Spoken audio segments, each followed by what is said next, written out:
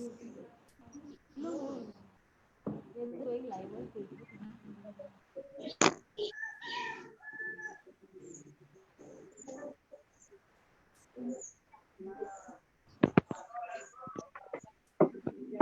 Yeah, now it's live. Yeah. Okay. Saya, Ah, yes. yes, thanks. I'll start it.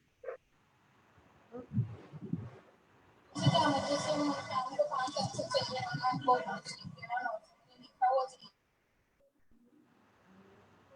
All are requested to mute yourself.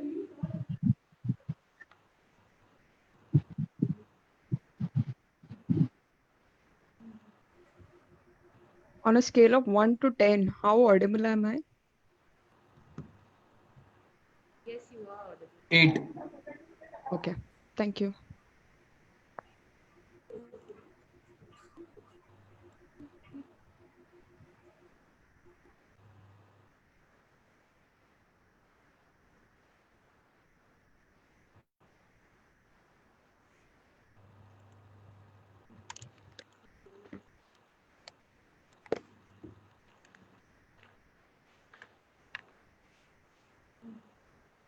A very good morning to all my dear students. It gives me immense pleasure to introduce you all with my friend and today's speaker, Ms. Vanessa Patrao, whose topic of discussion for today's session is career options in healthcare industry. Ms. Vanessa has completed her B Farm in the year 2013 and MBA in the year 2015 from the University of Mumbai. She has been a part of Elite Business Development and the in-licensing team manage and differentiated in-licensing opportunities for Ranbaxy and Sun Pharma. She has worked as a senior market research associate at the Lubrizol Corporation for a year and as a senior marketing executive at ACG World for a year. She has an experience as a product marketing lead at DuPont for 2 years, where she has handled marketing strategy formulation and implementation for the pharmaceutical solution businesses South Asia. I request all the students to listen the session carefully. It will surely help you to face the real pharma world. Now I request Miss Vanessa to take over the session. Hi, everyone. Thank you so much, Ekta, for the kind introduction. Before I begin, I just wanted to have a quick count of how many students have joined. Someone can share the number. On Zoom, there are 41 Okay, perfect. Uh, so I want to have this as an engagement session, uh, not too engaging because this is the first opportunity I get to talk. However, the very reason why I have agreed to do this is because I wanted to discuss with the students here what are the career options available in life science industries. Uh, Very recently, last month, I quit my job as a product marketing leader for South Asia at DuPont. So DuPont is the largest specialty chemical company in the world, and out of every pharma excipient that is used, 1 in 3 tablets or 1 in 3 capsules are made of a DuPont excipient. So I am very proud to represent and bring my learnings to you. And I hope that everyone here will take some lesson out of it. Having said that,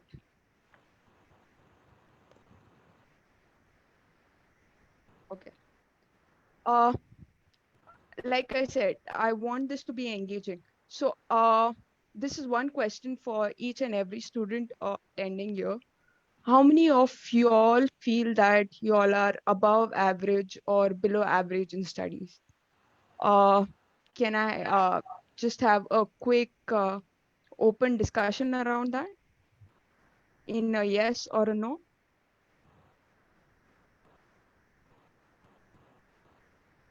Okay. So like all of y'all here, uh, I have no idea why this PPT. Okay.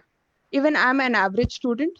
Uh, Let me tell you that the professors, Savita ma'am, my colleagues like Ekta Jagan, they all will vouch for it that I was a very average student in my pharmacy. I continued being average when I completed my MBA as well.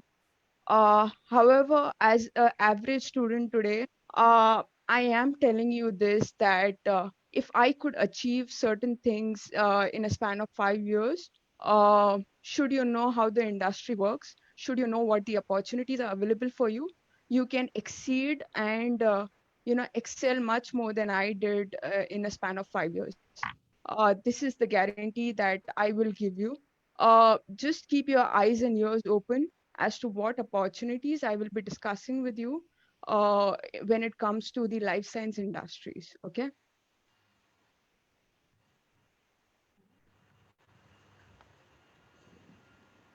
Before starting that, I just wanted to give you a quick background as well as to how I started off my career. So I am an alumna of the 2009-2013 batch. Right in, I believe, 2012, I did my technical internship with Neon Laboratories, which is based out in Palghar. Following my technical internship, and once I completed 4 years in B Pharmacy, I was honestly clueless to what are the options and what career choice I should have going forward in my career. So the situation in which few of the students are today, I was there at that same juncture. And let me tell you this. If you don't know what you want to do next in your career or your career pathway, what I suggest is you take up internship. This will help you at least understand whether you're made up for a technical area, say, for example, as a formulation scientist or an analytical scientist, chemist, etc., or you're made up for the management side of the pharmaceutical business. Even if you have this much clarity, it's more than sufficient as you pass out from your BPharm degree. uh, like I told you, I did not have a clue. So I had taken help of my professors back then, just to understand what my competencies are, where I am fit. And I did a lot of internal research on myself as well. And I knew for a fact, after I worked as a technical intern for a month at Neon Laboratories, that I learned a lot. I learned a lot about parenterals, how the entire production process worked. However, I also knew that I was not made out to work in a lab or a manufacturing side. I knew somewhere that I understand business to some extent, and I wanted to explore further as to how pharmaceutical companies work and what they do. Uh, Understand more about how really marketing works, how really finance works, how really supply chain works. So I did my MMS from St. Francis Institute right after I passed out in 2013. I took up my admission for MMS degree. Now, few students will question as to whether they should take an MMS degree or they should opt for pharmaceutical MBA degree. On my personal opinion, I took an MMS degree because I thought I will learn and gain the perspectives which a narrow pharmaceutical MBA degree wouldn't help me in.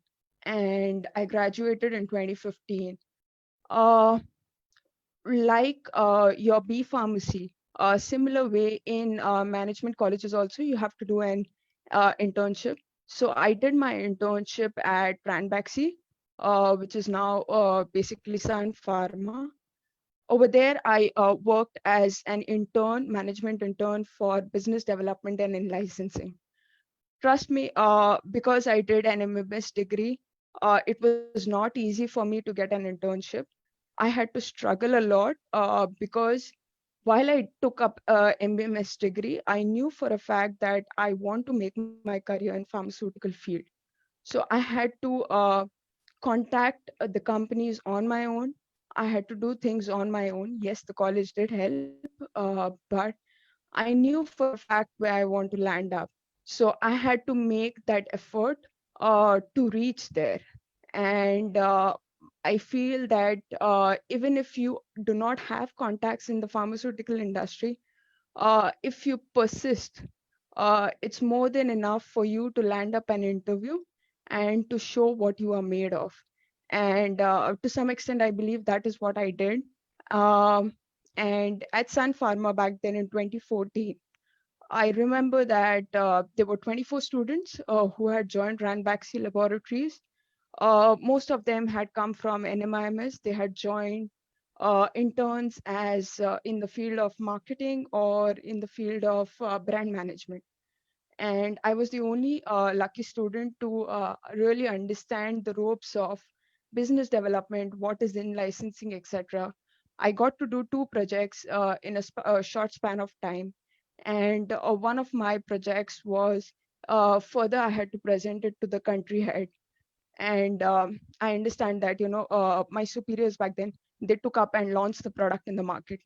So knowing that I was the one who helped them do this, it really excited me further to see what more I can do within the space of marketing. And so I took up my concentration in MBA as marketing. And once again, it was the same story. I had to struggle in terms of getting a final placement because I wanted to work in a pharmaceutical industry. Unfortunately, what happened was Lubrizol was a company which came in, and like any of y'all, I was not aware what Lubrizol is. I was not aware that it is a company owned by Warren Buffett. I was not aware of the area called as pharmaceutical excipients. I was not aware what specialty chemical industry is all about. However, I was forced to take it up because I had no other option back then. And I decided I will give it a 6 months time and I took it up. Trust me, that was the best thing I did in my life. That is because at Lubrizol, I learned a lot about marketing, but I also learned a lot about pharmaceutical industry per se. Uh, Lubrizol is a company which makes chemicals. So everywhere you see, it's all about chemicals, right? It's all about chemistry. And at Lubrizol, I did multiple projects not related to my industry at all. I did projects related to textile printing, digital textile printing. I did projects related to uh, high-end vehicles using thermoplastic polyurethane, which is a chemical compound. And then I also got a chance to work into the life science space. So I'm sure all of us in our labs have worked with Carbopol. That is one of the product or pharmaceutical excipients which Lubrizol manufactures. So I got to work on understanding the competitive scenario for them. All this helped me develop expertise, develop product management skills, which I knew somehow will help me in my career progressing further. Now, the very reason why you see one and a half year gap in my experience was because at Lubrizol, once I finished my earlier internship of 1 year, they told me that I will be uh, sent to the performance coatings team, which is completely different industry altogether. And as much as I liked the culture of the company, as much as I liked enjoying working there, I knew that I wanted to make my name in the pharmaceutical industry itself. So I moved out, and post Lubrizol, I got to work with ACG Worldwide. So after Lubrizol, I gave interviews. I was scared because I did not know with 1 year experience what will happen. And after I gave interviews, I got into ACG and Sun Pharma. I opted for ACG because responsibility wise, it was a lot more. At ACG, I got to handle their marketing implementation for capsules business, which is nearly 70% of their revenue. And in addition to that, I got to execute and really work on the strategy for their new contract manufacturing division. In addition to that, to really monitor their pharmaceutical excipients division. So post ACG, I once again got a call from Dow to really lead their marketing strategy for the India market. And I'm not very sure how many of you are familiar with Dow Chemicals, but they make control release excipients like HPMC polymers. I'm not sure if you have heard of Methocel, Ethocel, etc. These are the polymers made by Dow Chemicals. We are the industry pioneers in the modified release dosage excipients. Post the Dow and DuPont merger, I got promoted and I got additional responsibilities to handle the entire of South Asia region and regionally lead the marketing division for them. So it was 115 million business or so. And I had also got a P&L responsibility of their innovation products, which I managed to grow from 2 million to roughly around 9 million now. Yeah. So over this timeline of 5 years, I got to learn a lot from these companies. Uh, Usually, I would prefer to anyone who comes to me, I would prefer and say to them that, work in an MNC organization given a chance. That is because you get a lot of responsibilities and you're accountable for the work that you do because it is a flat organization and obviously it pays well. So this was what my timeline or my background is all about. Any questions?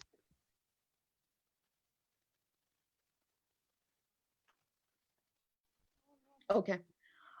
So today, what I will be talking to you is what really is life science industry. Uh, how does the life science industry work? I'm not going to talk in jargons. Very simple explanation so that you understand. And eventually, when you enter the field, you yourself will experience what it is. The job titles and the functional skills that are required for each and every opportunity that I mentioned to you, and general career skill strategies, which I will share, which I have implemented as I progress in my career. Having said that, if you can take notes, if not, I suggest that Ekta will share this presentation with you, and maybe you can use it as a reference to develop your career path. All my suggestion for you at this point in time would be if you are in the third or fourth year of pharmacy, is that don't choose a job. Should you apply for a job immediately after B Farm, don't choose a job just because you need one. Really understand and define where you want to be. Chart out a career path. It's not that you will follow each and every opportunity that comes through you, but it will at least help you define where you want to go, and eventually you will get there. uh, Moreover, whatever you do, take it up as a learning experience. Eventually somewhere or the other it's going to help you out. Okay. Having said that, this is the open question, so the professors and the students both can participate here. uh, According to you, what is the life science industry? What are the industry segments which are involved in it? If you all can answer.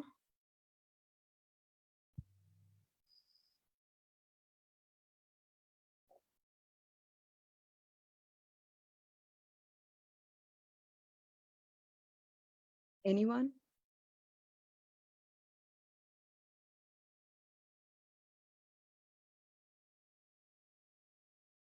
what is the life science industry according to you? Am I talking to myself?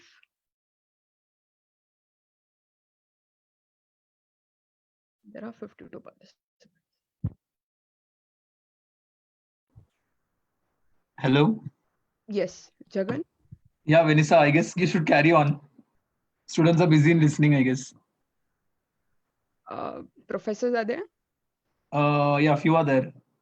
So, Jagan, my question to you: what is the life science industry according to you?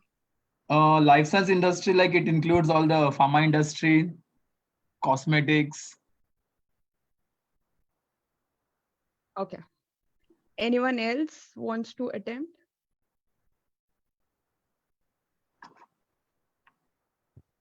Students, you can answer her.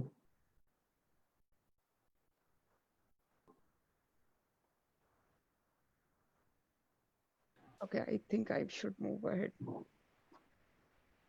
Yeah, carry on, Vanessa. Okay. When I was in fourth year, all I knew was life science industry includes pharmaceuticals. So yeah, Sun Pharma, Pfizer, Cipla, etc. They come into this category. Or biologics, Biocon, as you have heard of. Uh, these are the only two industries that I could think of.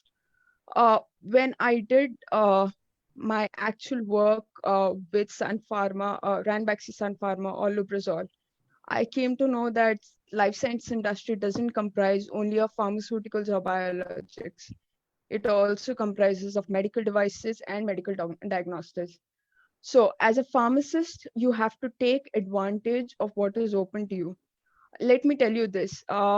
When I was in fourth year of pharmacy, my mindset was very limited to either it's going to be formulation scientist or you do MBA, you land up into marketing. But there are many segments, industry segments, and many uh, functional domains that you can, apply for. Should you have the proper expertise to guide you through in a job interview? Having said that, like a few examples of traditional pharma companies. So when I say traditional pharma, they would be your oral solid dosage forms. Leading companies would be Pfizer, Merck. I'm sure you all know of. Biotech companies, the biggest one as of today is Amgen. Given the COVID scenario, you also know of Roche and AstraZeneca coming in. Medical devices companies, typically Medtronic, Abbott, they are the big names in the industry today. Diagnostics would be your companies which make pacemakers, stents, etc. So Abbott, Thermo Fisher, these are the few companies that, if you are exploring for job opportunities, you should look for. When it comes to tools, once again, it's Thermo Fisher, Biorad, Illumina. Mostly these are US-based companies that are leading today in the world. So how does the industry work? I will give you three basic, in simple words, I will explain you in three steps. How does the pharmaceutical industry works, or how does the life science industry work? Following that, I'll give you career possibilities that you can take advantage of to design your own career pathway. Um, so the first thing what a pharmaceutical or a life science industry does is to really assess what is the medical need or what is the opportunity available in the market today. Following that, what they do is they understand that then you move on to the drug development process once you have defined the unmet need and understood what is the potential out of it. uh, Within the drug development process, it's right from the pre-discovery stage to with drug discovery. uh, this is where majority of the pharmaceutical scientists etc come into play.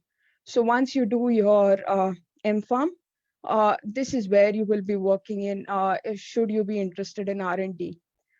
Moving on, the next stage would be your clinical or preclinical trials. And here is where the clinicians, the regulatory experts come into play. Finally, you have an FDA review. If it's for the developed market with US, it's US FDA. If it is Europe, it is EMEA, etc. So once FDA approves your drug, you have a scale up and manufacturing stage where you once again have a lot of opportunities available for you in the field of operations side. And then you have your commercialization happening in the post marketing area. Now, this is what we all are aware of. Okay, this is the stage which we have learned in our textbooks, probably in your third or the fourth year of pharmacy. What many of y'all, like y'all, even I never knew of, is there is an industry which gives you the API and the excipients to get to your pre-discovery stage. Okay, so for example, when it's an innovator, they will look into development of their API and excipients to make a formulation and then come into the market. Okay, but like in India, mostly we are called the generic companies. So what generic companies basically do is they have reverse engineering done, and the API remains same, right? Because after patent, your API is same. They either file it as an ANDA product or they file it as a 505(b)(2). So in ANDA, it's very simple. Uh, you have the API, you look at the innovator excipients, you try and copy that, and you file it with the FDA. However, when it comes to 505(b)(2), you look at your API remains the same, right? You look at how you can play around with your excipients. And this is where a lot of companies, pharmaceutical companies. So I have worked with big companies like Novartis, Mylan, Dr. Reddy's, Aurobindo, Sun Pharma Supply, etc. They come to us to understand how really they can formulate with using our excipients, how they can really differentiate. So you have excipients which are modified release. For modified release, you have excipients for immediate release, etc. So this is how, and this, marketing between one business, which is either an API or an excipient, to the other business, which is a pharmaceutical company. This is called as B2B marketing. So here, both of us, both the industries are well aware on the technical aspects, well aware on the science aspects, and they speak the language of science. So it becomes way easier and also more challenging as compared to a B2C market, which I believe is comparatively easier to market in, should you have the right means with you available. So when you apply for a job, don't just look at the pharmaceutical market alone.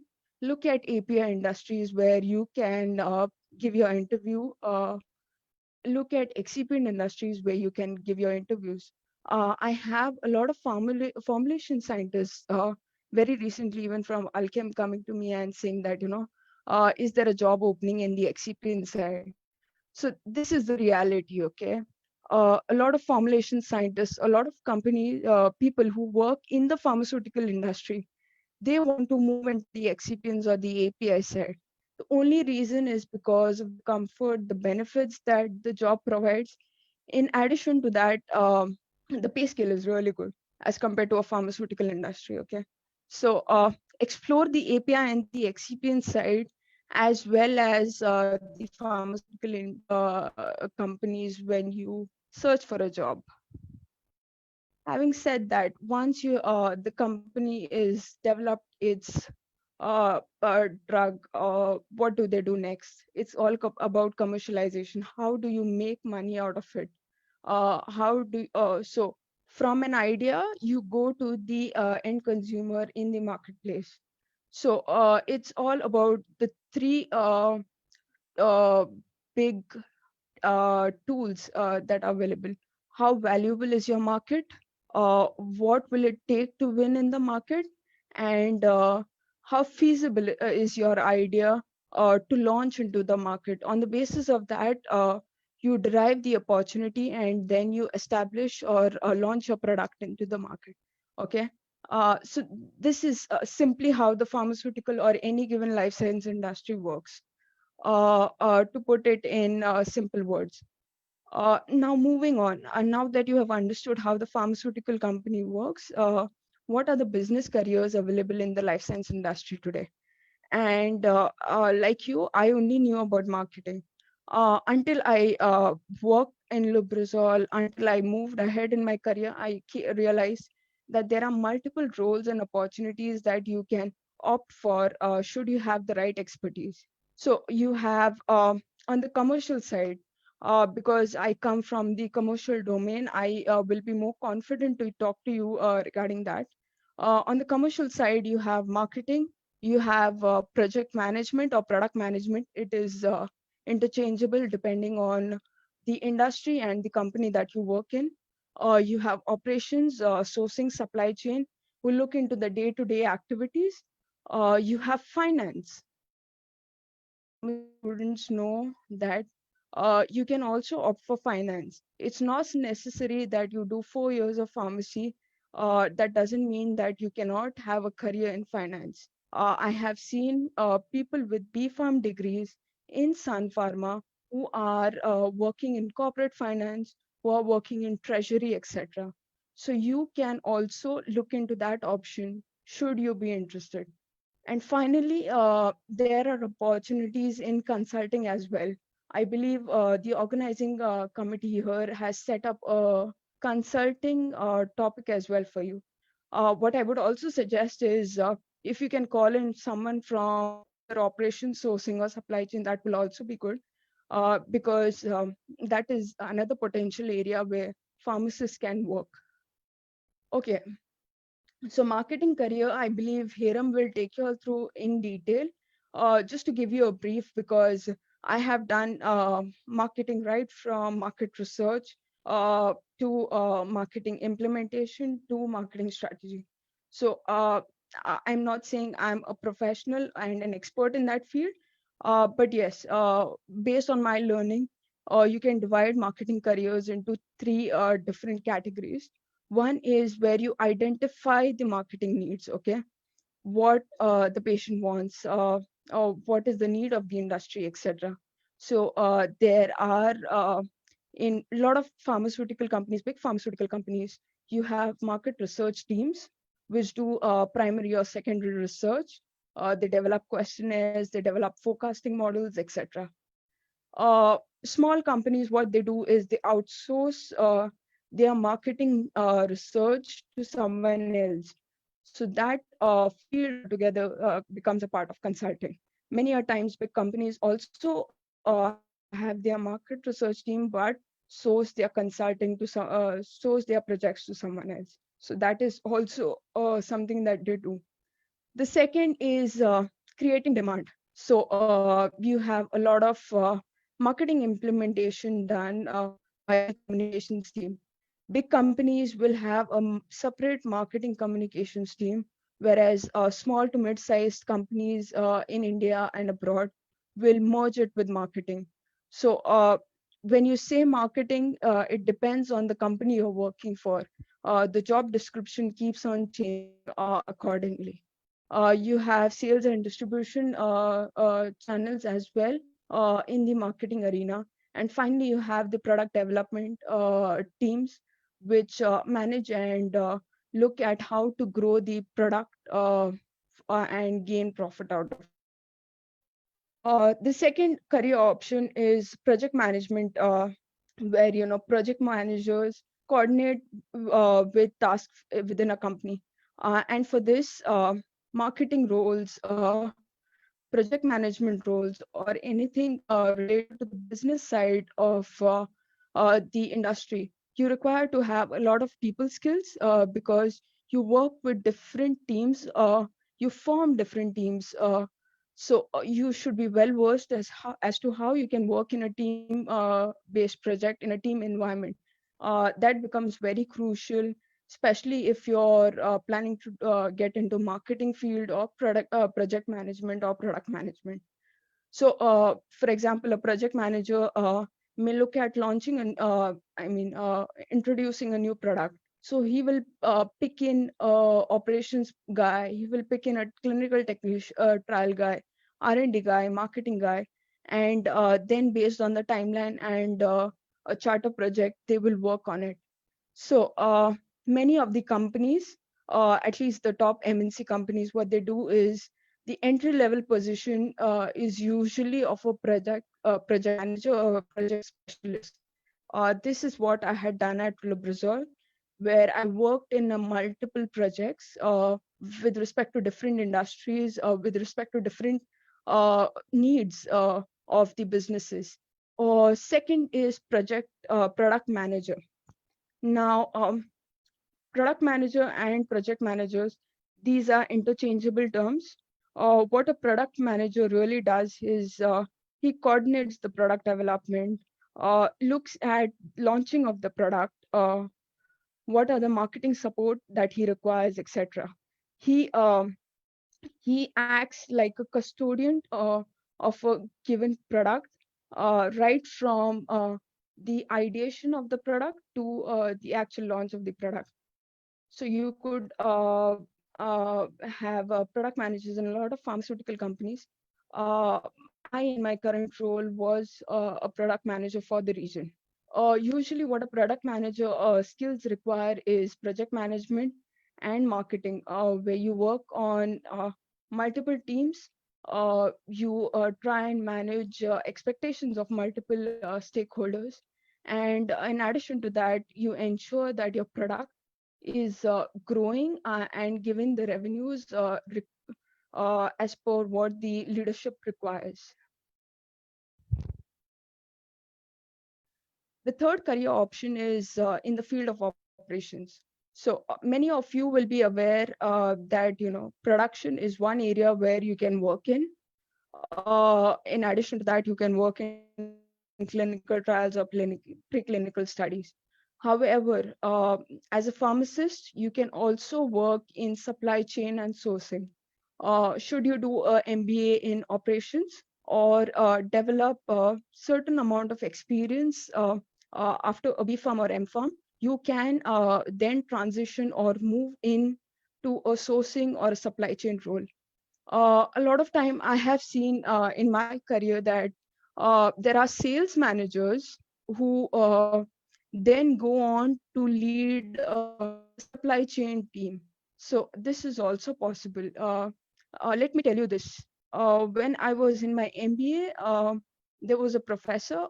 She is the director of DHL India, and she told me this, that Vanessa, you can either be an expert in one particular domain, or you have to laterally move and learn things and then grow into leadership.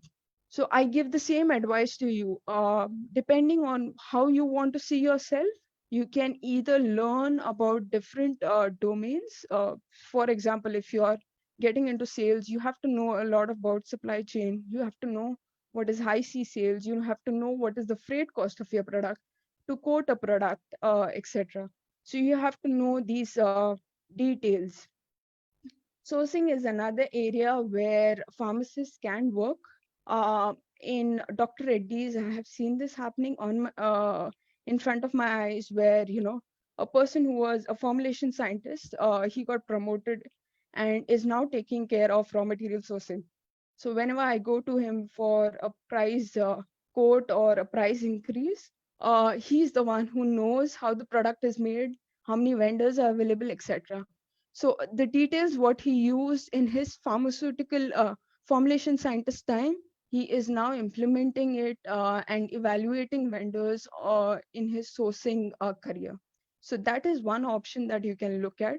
Sourcing is one area where I request if there is anyone from our alumni who can come and give a talk, who's already working in this industry, that will be good.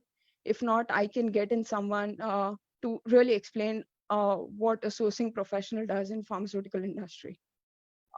Then comes the regulatory compliant operations. So say you want to launch, you want to have a new production facility altogether in India. So a regulatory compliant operations will work with different stakeholders to determine what compliances are needed to have a manufacturing footprint done. Operation role typically focuses on the quality, efficiency, and consistency of the day-to-day activities. Like I told you, finance is another career option which pharmacists can choose.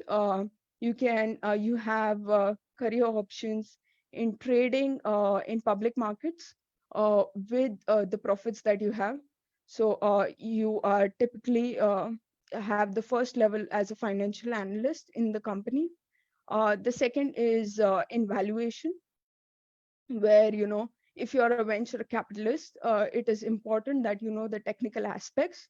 For example, in a lot of biologic companies which are in the startup stage, there are venture capitalists who are technically sound because they have that technical background in pharmacy or as a medical professional, and they also have the financial knack of understanding how to do a valuation.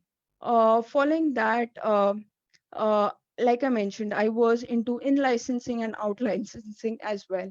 So buying and selling of clinical or preclinical products. This is also requires a financial acumen. You usually have finance individuals who come in into business development teams as well. Finally, there is corporate finance. So corporate finance are the one who decide how much of the profits or the investments are required in R&D portfolio. So over here as well, you will require to some extent a technical acumen, but more understanding of how the finance domain really works. Finally, like I told you, companies have market research teams, but they also outsource market research. Usually, what happens in consulting careers, based on my understanding, is that they even if you there is a rigorous process to get into consulting industry. First of all, once you join as a consultant or as a business analyst in the initial phase, they really train you vigorously so that uh, you can do strategic and financial analysis. Typically, the entry level is business analyst, yeah, business analyst, and then you move ahead into becoming a consultant, engagement manager, and then finally a partner. Usually, what a consultant or a business analyst do is they are given various assignments, which usually have a timeline of 4 to 8 weeks on product regulatory approvals, mergers, acquisition, valuation, etc. So, a few of the examples you can explore are ZS Associates, which is very big in India. IQVIA is there, Accenture is there, KPMG, Deloitte, etc. Usually based on, so my ex-manager, he was a consultant at Tata Consulting Group, and he had told me this, that consulting careers are very short-lived. Usually after a span of 2 to 4 years, uh, the person moves ahead into an industry-oriented position. That is because within 2 to 4 years, you learn everything that is required in the industry. And the industry definitely pays you well if you come out from the consulting field. So that is one area you can explore. Um, like I told you, uh, I did marketing. However, I interacted with a lot of teams, whether it was in the manufacturing side, whether it was in the commercial side with respect to sales, finance, etc. I also interacted and had a close working relationship with the regulatory team, just because a lot of formulation scientists develop products for the developed market where they require support in the regulatory side. For example, if the excipient or is having a grass status and you want to know that, uh, as a marketing professional, you have to work with the regulatory expert to understand how you can get these certifications done in a short period of time so that you can have maximum opportunity out of gain maximum opportunity out of that uh, career. So clinical trials is one area where regulatory experts usually opt for. Either it's designing of clinical trials, managing clinical trials, etc. The second is regulatory compliance, where you have filings done to the FDA, to EMEA, etc. And then you have regulatory compliant operations, which look at the manufacturing side, whether your manufacturing plant is compliant enough to meet and manufacture the end products required by the patient. So each of these careers, what I have done is I have defined it, where you need people skills, in addition to that where you need attention to detail. Let me tell you one thing. If you're a marketing professional, it becomes very crucial for you to also understand how the regulatory plays. And if you have expertise in marketing and regulatory, that will be a bonus for you to define and work in strategic marketing fields. Okay. That is what I have seen in, at least in my industry. What happens is, if you have technical expertise, if you have a marketing expertise, and if you have regulatory expertise, you're directly promoted into a strategic marketing director or something of that level, where right from ideation to commercialization, you are owning each and every strategy. You are implementing the strategy, you're formulating the strategy for the business. So that is a gain for you, should you do that kind of career pathway. These were the limited careers that I could think of, which will benefit all of you. uh, just to give you a few career strategies which I have used, hopefully that will help you. Jagan, am I on time? Yes, you can continue. Okay. So, what really leads to a good job? And after doing a lot of research based on my career progression, I could think of these four things. One is your skill sets. That helps you define where you land up next.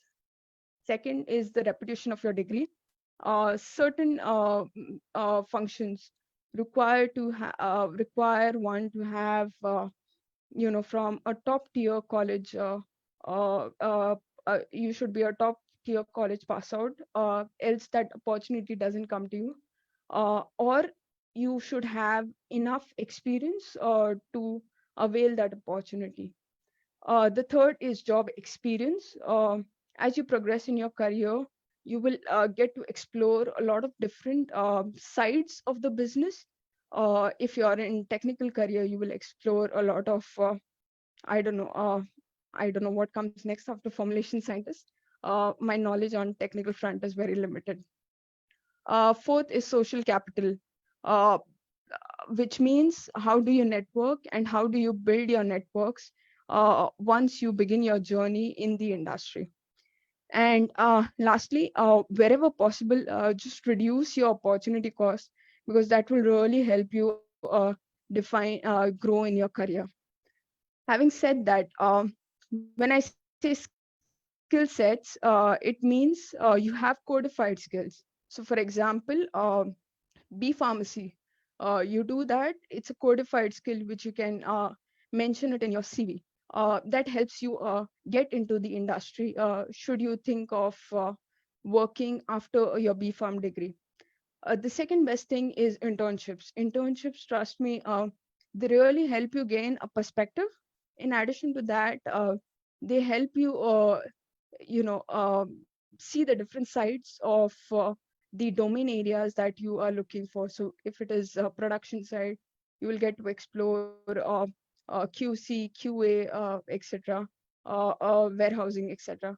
If you are looking into the business side, you will get into the different facets of how the businesses work. Second is interpersonal skills. I cannot stress this enough how important this is.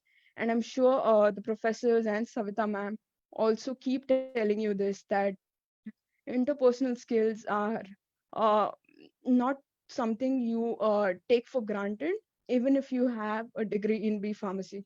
Trust me, professionalism, the way you communicate, the way you work in teams, all these matter as you grow in your career. So if you begin now, it will right from the projects that you do in college, it will really shape you up when you get into industry. And these are really measured by the interviews and the references that you have. So the HR managers look into these aspects as well. Finally, every job is competitive, and the best jobs are even more competitive.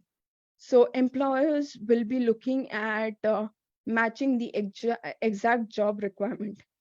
And this is where, what I do is, even if I don't know how to do a job, even if I don't know how to do an assignment, I usually say a yes. And then I try and go back and learn the skills, and then come back into doing that job well. So that is something which you can do. For example, when I was into business development at Ranbaxy, the business development manager came to me and he was like, do you know how to do index matching in Excel? And I looked at him because I never knew there is something called as index matching in Excel. But I told him a yes. It took me 2 whole days to really understand how to get it done. Now I understand that it's way simpler, but it took me 2 days back then. But I did it, and that is a learning skill that I have now, which helps me in my career. So if you are into the business side, let me tell you that PowerPoint and Excel, these are your two best friends for life. If you know how to use them well, you will succeed in your career. The second is reputation of your degree. See, we all are marketers in the end, okay?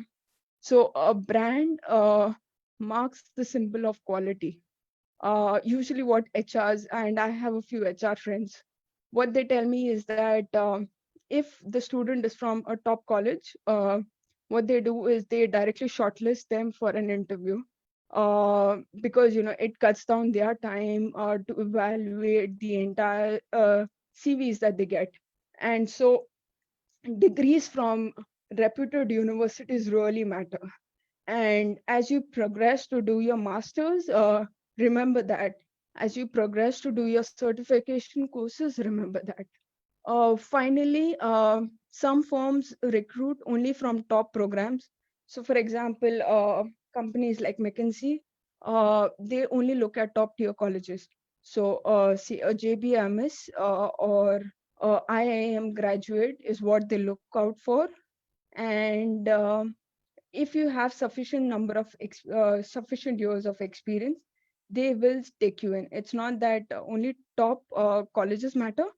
Yes, experience matters too. Finally, job experience. So how relevant your job experience is. Uh, uh, and internships, if you do internships, say, for example, in production, and you know that you want to get into production, say, a QA role or something of that sort, an internship in that domain area will really help you at least to get to an interview, and further which to get to that job role. So internships really are important. So when you are in your uh, earlier years of pharmacy, really understand where you want to intern, and you know push your colleges to ensure that you get internship in the best of companies so that you can learn. Uh, Typically, the big companies are the ones where you get to learn a lot. You don't get to do anything, but you get to learn a lot. Then consulting projects. So, and this is where professors come in. Try and work with a lot of industry companies, industry-oriented companies, where they give you projects, say an M-Farm project or some small project for B-Farm, etc. uh, Take those opportunities in, enroll your students in doing that, so that at least when your students graduate, they have something to mention in their CV, and that will help them land in a job. That is something which I did in my MBA program. Second is promotions. Okay, so I understand that a few of you, after B Farm, you want to do say you want to work for a few years, gain that perspective, etc., and then learn more. Uh, in my opinion, I feel that post your B Farm, take up a master's course of your choice if you know where you want to go, and following which, get into the industry. Why I say this is because it becomes easier for you to get promotions then. So, for example, after every 1.5 year, I have gotten promotion, and then only I have left my company. So, this is one thing which you all can do should you want to do that way. The second is there are a lot of interdisciplinary roles. Okay, so if you're doing business development, you need the expertise of marketing as well as finance, which you get through an MBA. So an MBA will only boost your career should you want to get into those kind of roles. If not, an MBA is of no use. Finally, social capital. uh, if you're on LinkedIn, everyone stresses about it, how important network is. Uh, for me, networking is personally through the alumni that you have.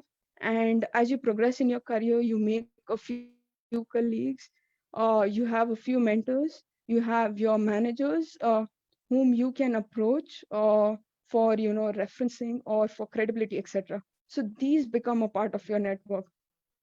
These are not the ones who when you go out for conferences and you meet, they are not really a network. They are the ones who will help you win a project, but in the long run they will not help you when it comes to references, etc. So whenever you transition from one role to another or one job to another, ensure you don't burn the bridges. I did it once, and trust me, that is not the good side you want to be on.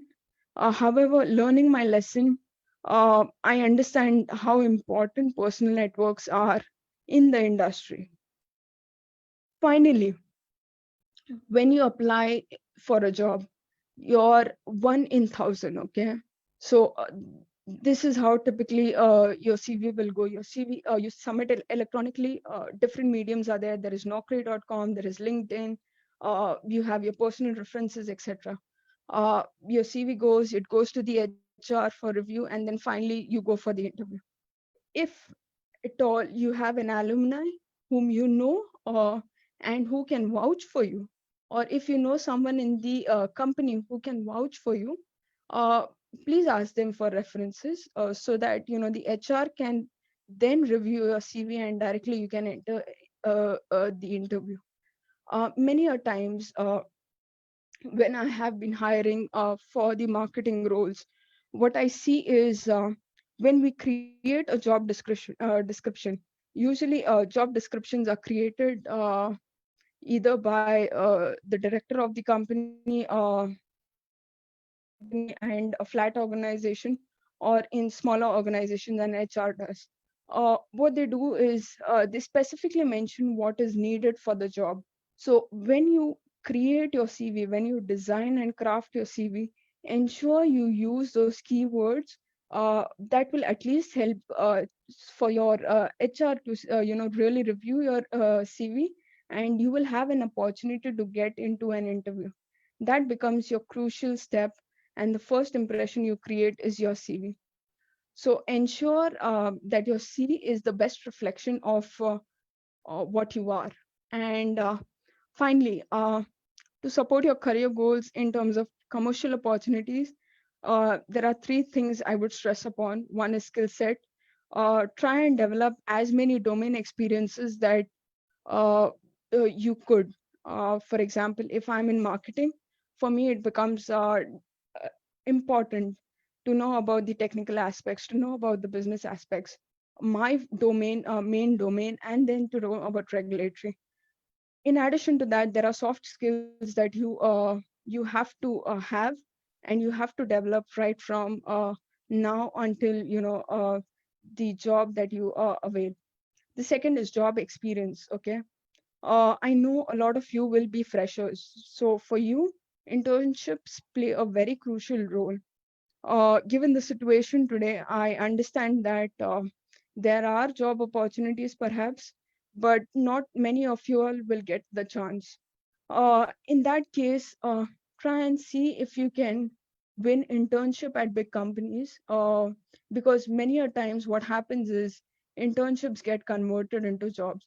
So that is a benefit that you can, really take advantage of. Finally, like I said, social capital, networking with the people that you know, and will really help you progress in your industry. Having said that, thank you. And you can anytime connect with me on email or on LinkedIn. I will be able to address your questions there. I hope, okay, I'm 10 minutes past the time. Any questions? Students are free to ask any questions, any doubt if they have.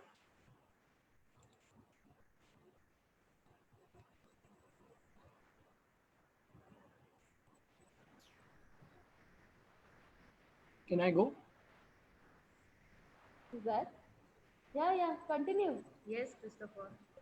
Yeah, so if you want to apply for a job of a business analyst as a fresher, what are the key skills that your interviewers will look for?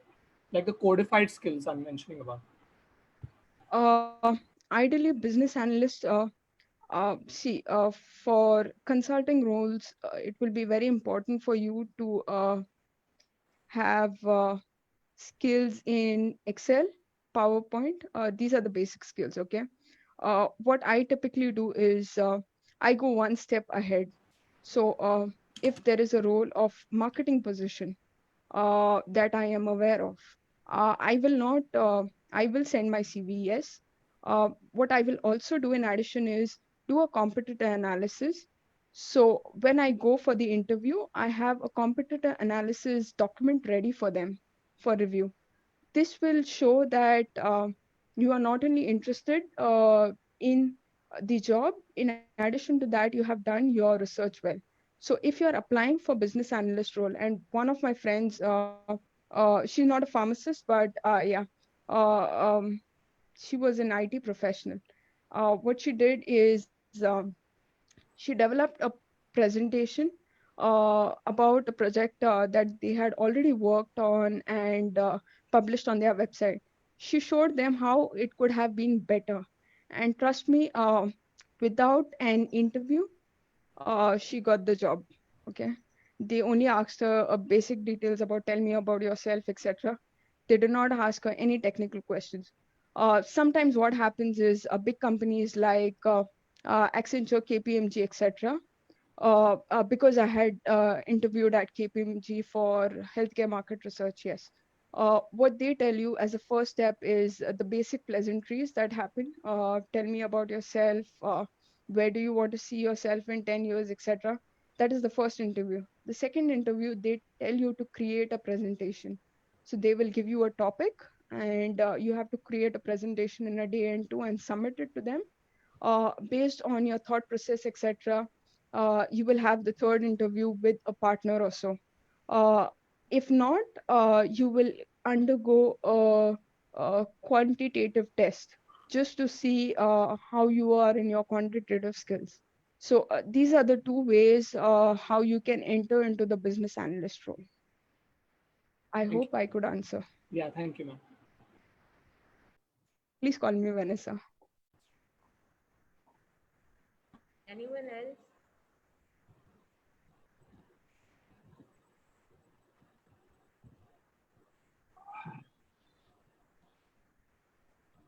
Hello. Yes. There is one question on Facebook. Hello. Yeah, go ahead. Yeah, the question is, I want to enter into PMT.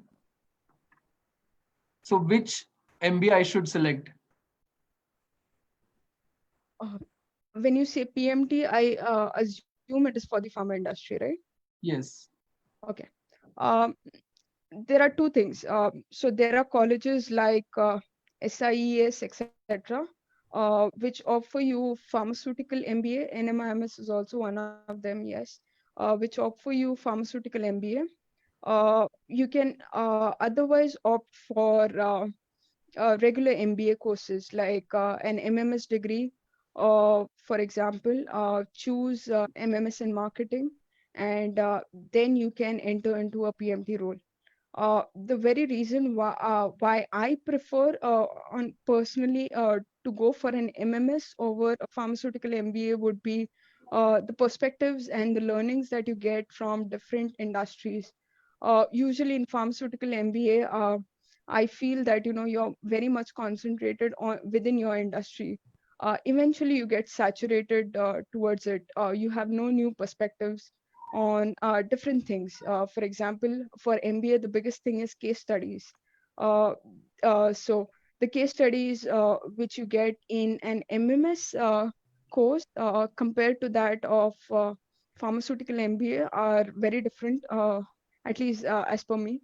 I know there will be many seniors and juniors of mine who will not agree with me, but from a personal opinion, should you have should you take an MMS degree, you can still land up into PMT job. And eventually it's not that all your life you will work in a pharmaceutical industry, correct? You have to work in different industries, get that exposure as well. So an MMS will really help you over a pharmaceutical MBA. Okay, thank you. There is one more question. Yeah. What was the 501k application mentioned for US? Okay. 501 application is usually done for launching medical devices into the market. It is not with respect to the pharmaceutical companies. Okay.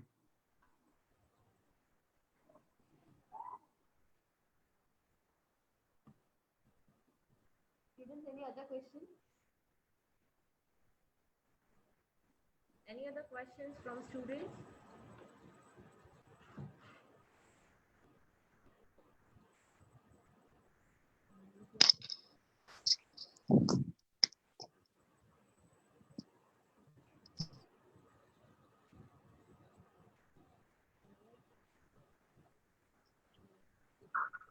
There is one question in chat, Vanessa. Yes. Um, entrepreneur MBA or pharma MBA should be preferred. This is a question from student, third year student.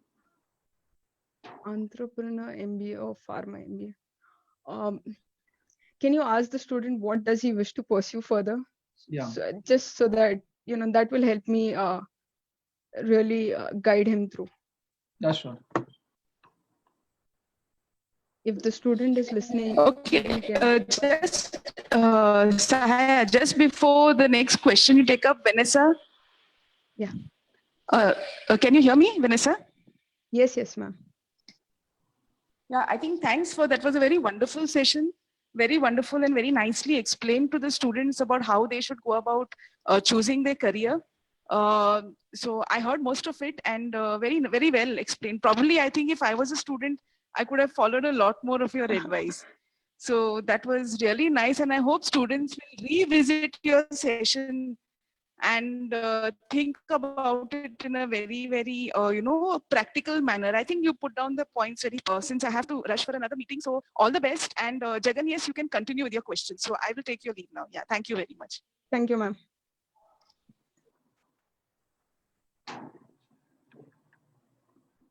Yeah, Jagan. Her question is normal MBA or pharma MBA, which is good? In my opinion, I would prefer to do a normal MBA over a pharma MBA any day.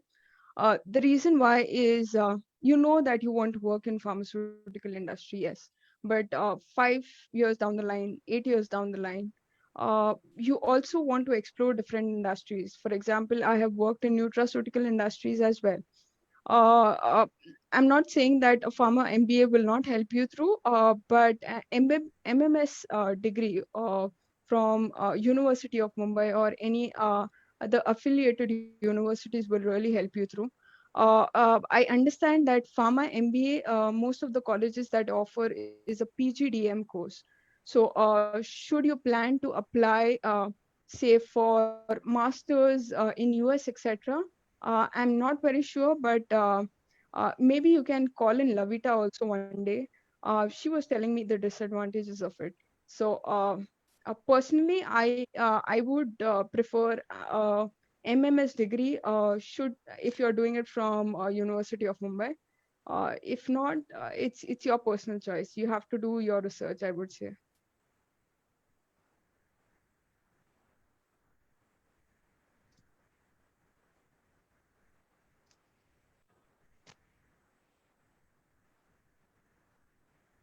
Jagan sir, you have to put yourself on unmute. Unmute yourself.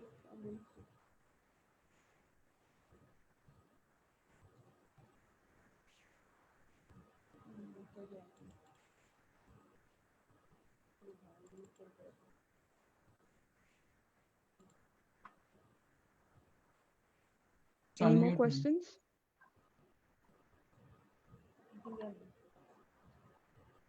Any other questions?